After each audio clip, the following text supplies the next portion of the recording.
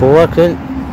زنهای ما مادرای تاجیکی ما وقتی که میخیزن صحبت میکنن سخنرانی میکنن دفاع میکنن ما مردها ما بچه های یار مگر چرا دفاع نمیکنیم از هموطن خودمون چی ما مرد نیستیم الحمدلله ما مسلمانیم ما مردیم تاجیکا کدمی که این ویدیوی مرا میبیند خواهش مندیم از شما خواهش میکنیم برادرور مسلمانوار که این ویدیو را پهن کنین ما اول از خدا میترسیم ما از یگان بندهش نمیترسیم از خدا میترسیم از خدا برادرو ما باید یک جای شما تاجیکیم یک جای شده انشاءالله این همه بدبختی رو از سر میگذارونیم سلام علیکم با مردم تاجیک که در روسیه قختون آدمی کامنتاریو نزنین که بلوگرها قول بالا آدمای پاپولارنی که در تاجیکستانن بایا پلی نرمال прям کار میکنن او گاز سوئد همه چی در خونهشون دارن برای یگان جاشون غم نیست مراجعت ما با اون رئیس برق تاجیک این قدر مردم مجبور کرده سهمیه خریدن قور بالا کردن کنی سوئد ندارن بیچاره هم یک کودکی که تولد میشه اوج قرضا را دیگه دولتو دخنکی در سوئدی خوبه با کلون میشه بیچاره هم نون چای قطع کلون میشن شکر تیمبولی قیمت های گیو دعوا میکنه که با ایدرین شما یگان آدم بوز بالا و فلانی قور بالا برویا با همین نون چای تیمبولی به شکر با میفراتون که ایدرتون یگان بیلی کم برویا تو برای مرس ای دوست بگویم سخن اگر تو بفهمی قسمت تو مکن خیش به کولابی و غرمی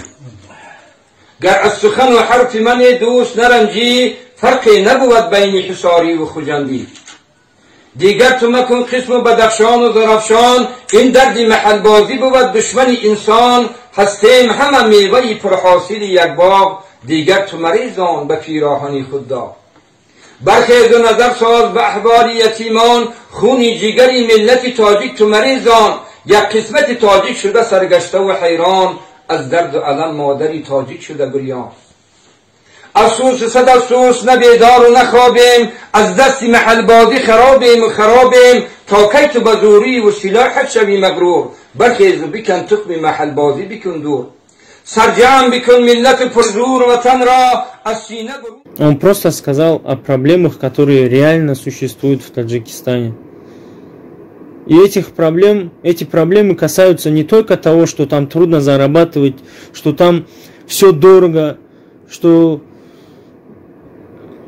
миллионы там таджиков по всему миру разъезжаются, чтобы зарабатывать какие-то деньги. Он говорил не только про это. Я уверен, он не только это имел в виду. Под словом «дайте нам свободу».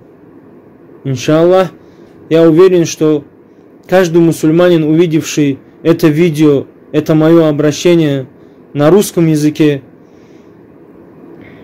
услышав меня, запишет такое же видео в защиту не просто каких-то таджиков, других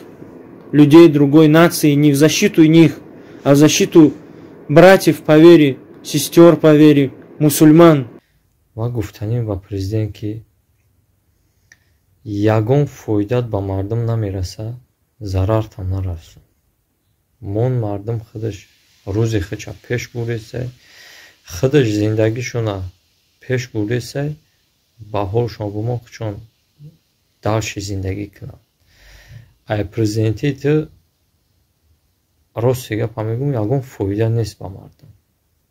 не як ёрдамат мераса фақат қиматкунида устоен фақат қонунбурорида устоен болои мардуми камбағал фақат фоидаи хитонда устоен ягон фоидатон намераса зарартона нарасонед мардуми тоҷик бетараф набошед оянда оқибат фикр накунед хуб меша бад меша бад хубира ждат накунед раз ҳамихи бошад خوبی نیست آینده برنامه بی‌طرف نباشیم عبدالستار پیر محمدزاده زنده باشی گفتگی گپ ما همینه که همین گپای نگوین که خیلی شما جنگ میخواین شما خیلی هیچ کس جنگ نمیخواد هیچ کس نمیخواد که یگان کس گریه کنه ما در همین جای آدم میگه که مثال گیری مانده سوم نیست ё як аёла мебинем гирия мекунам мега ки сум надорем ки кварплат яъне ҷои хоба платит кунем хоравем оби дидаш мефуро чарх мезана мо дил мо раҳм дорем мо раҳму бераҳм нестем мо одаме моро модар таваллуд карда бароям камегум бародаро дастгирӣ кунен ҳамин бародара ҳамин ятатан ҳамин хи ба мегурезанду хи сусум мерам ба шумо мегӯям ки о ҳам хеле метарсам не охи ҳама ҳам хеле мо фарзанди кӯҳҳои баландем ба мо пасӣ намезебад барои ҳамин бародаро ҳама як